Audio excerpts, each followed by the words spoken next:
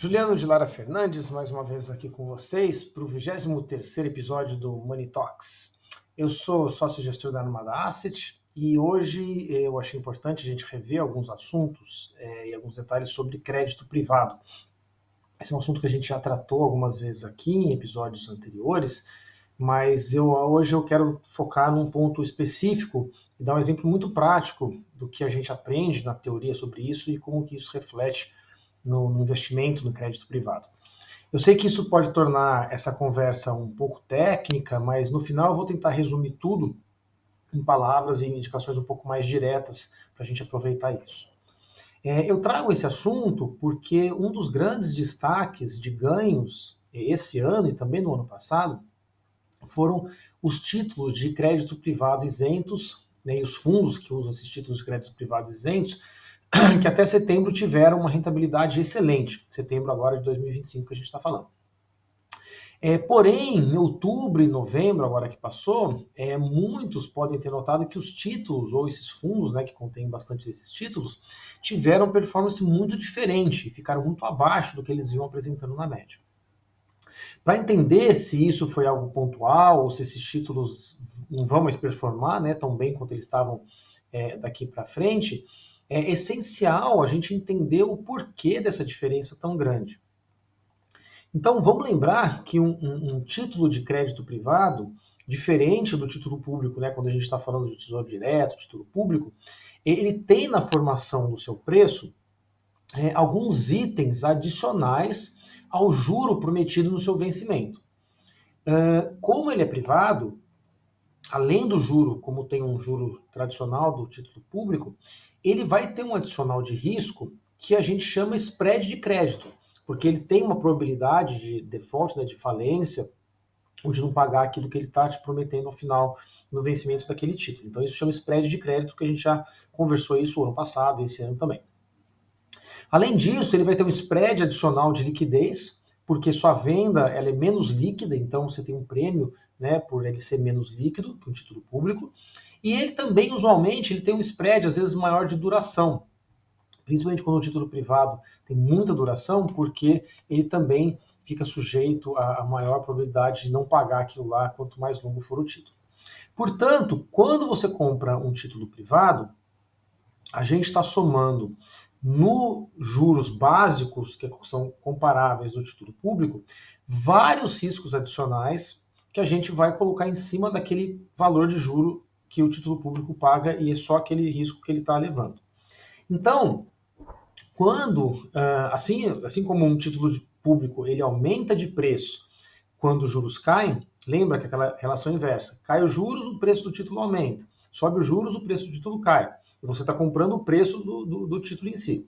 No título privado é a mesma coisa, só que ele não vai estar só sujeito a essa variação dos juros propriamente ditos, mas também da subida ou descida desses outros componentes que vão formar o total, né, de juros pagos, né, que você vai estar. Ou seja, além dessa subida e descida de juros, que é muito determinado pelo Banco Central, né, pelas curvas de crédito, pelo mercado, nominalmente você pode ter no crédito privado uma volatilidade por subida ou descida dos spreads. Então, o spread de crédito pode subir ou descer, o spread de liquidez pode subir ou descer, e a mesma coisa do spread de duração que pode subir ou descer conforme o risco que for dado para aquela empresa.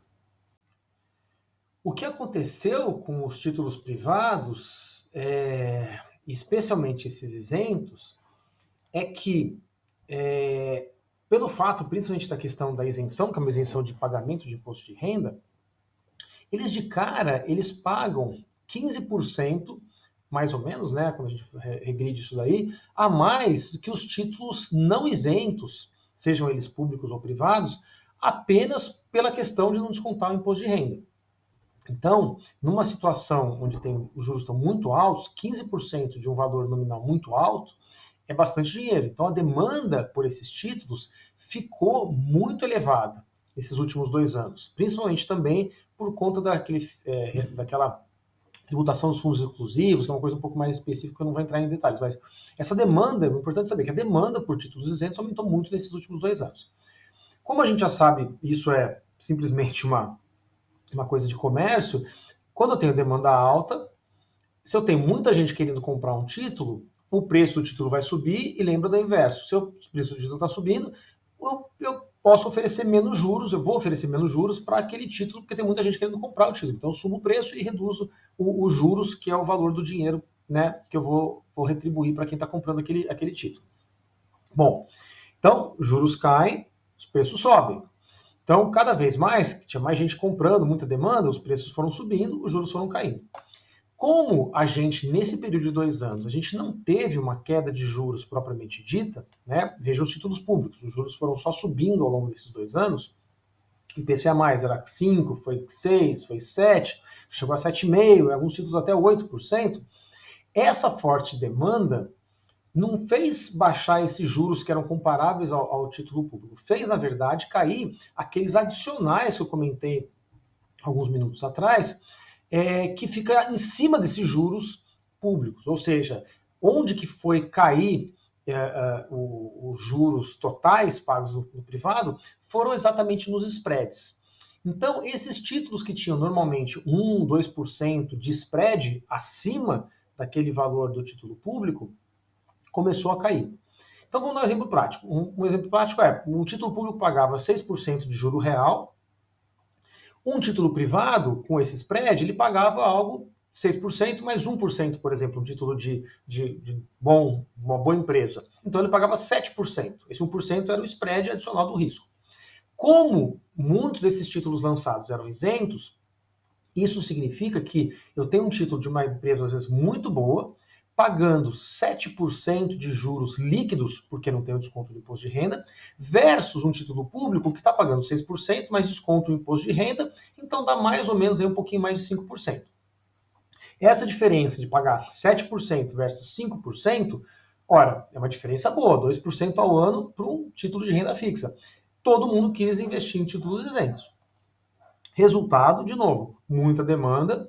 Esse spread, que era de 1%, essa diferença versus o título público, começou a ficar cada vez menor, cada vez menor, cada vez menor, até que no início de setembro, agora de 2025, ele chegou a ficar zero ou até negativo, era um spread negativo, né?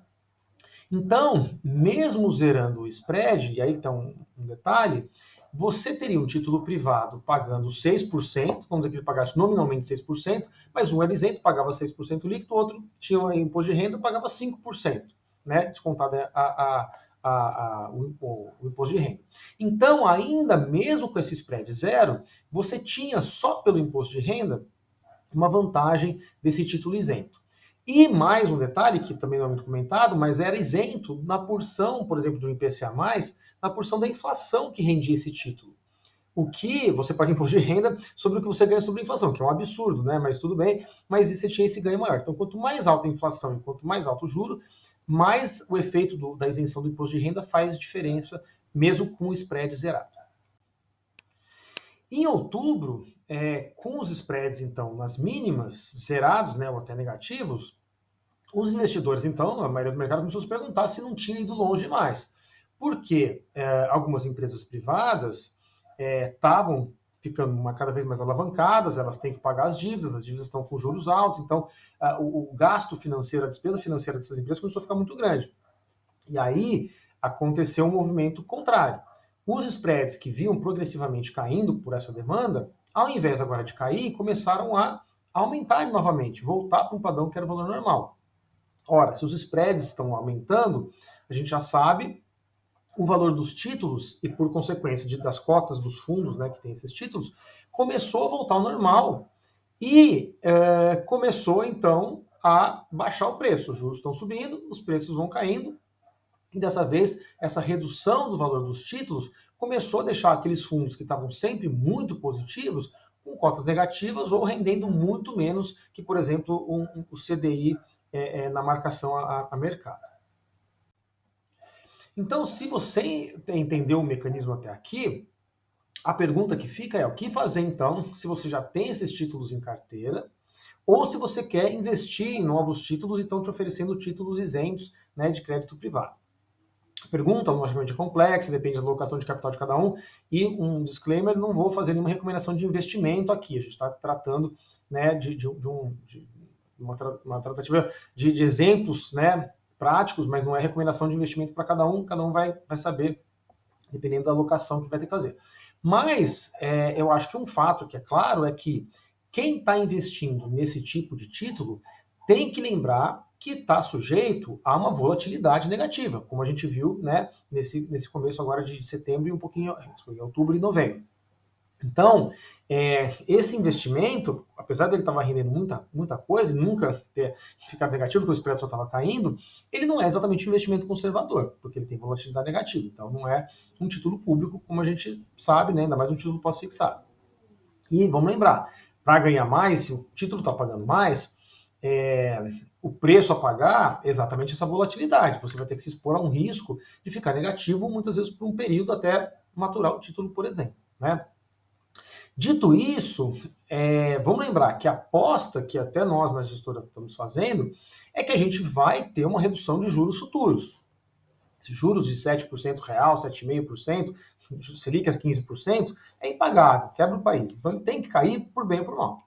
Então, mesmo que os spreads voltem ao normal, eles ainda não estão normalizados, subam, por exemplo, para 1%, né, naquele exemplo que eu dei, então a gente volta para um spread normal, um título privado pagaria 7, se o título público está pagando 6.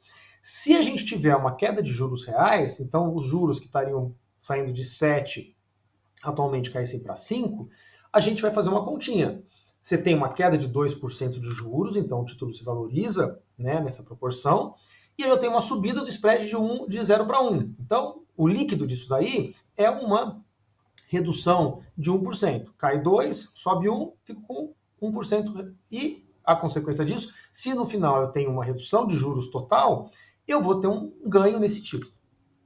Óbvio que a gente não vai ter mais, aparentemente, essa vantagem da queda dos spreads, porque chegou realmente no limite, como a gente teve nesses últimos 2 anos, mas esses títulos privados isentos, principalmente aqueles indexados ao IPCA, vão continuar a se beneficiar dessa queda de juros na economia de longo prazo. E a vantagem é se, além dos spreads, né, de cerca de 1% adicional que a gente vai ter, a gente continua com a isenção de imposto de renda.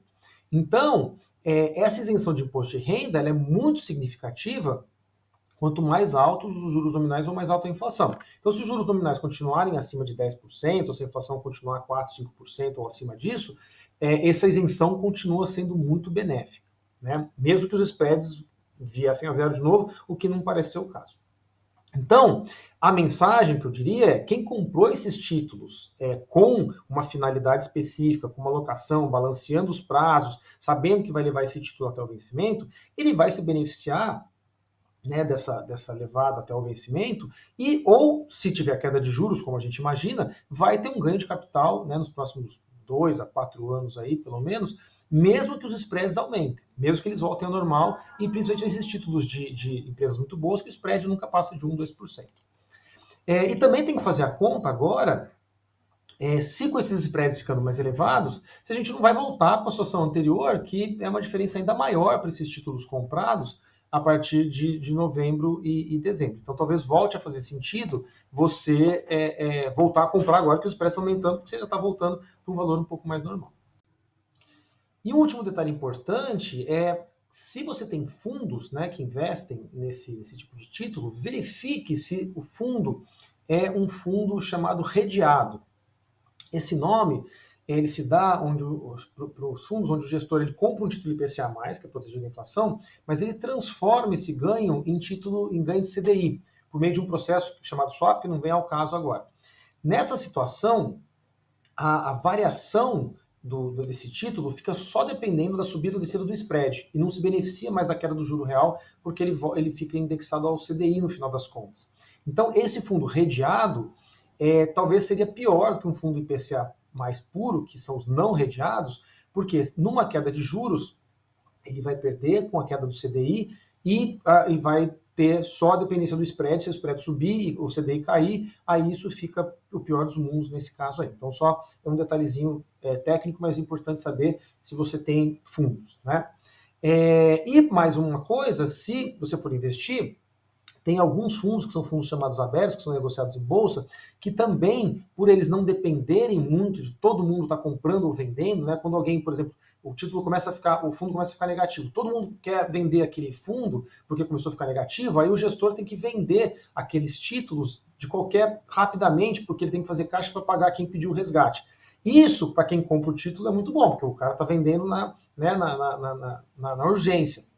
Mas para quem tem esse título, para quem tem esse fundo, ele pode ficar com a cota negativa só por essa venda acelerada. Né? A gente, inclusive, se beneficiaria, porque a gente compra o título puro, a gente não compra o fundo. Então, no caso da gestora, por exemplo, a gente se beneficia e usa isso daí, né, quando os fundos estão vendendo muito, muito rapidamente, porque aí os juros também vão subir e o spread, na verdade, vai subir mais rápido ainda, porque todo mundo quer vender. Bom, por hoje é isso. Desculpem se o assunto ficou um pouco mais árido, um pouco mais técnico do que eu queria deixar, mas eu queria mostrar hoje essa perspectiva para vocês, porque muitos já tiveram esse conhecimento técnico, que a gente conversou um pouco mais tecnicamente, né, da parte teórica, mas essa é a aplicação prática que a gente vê no mercado de renda fixa. Então isso é a parte mais realmente de aplicação dessa teoria, né, de juros, de spreads, de subida e redução desses valores, e como a gente usa isso para garantir para vocês o melhor investimento em renda fixa. Então, até mais por hoje, até a próxima semana, no próximo Money Talks.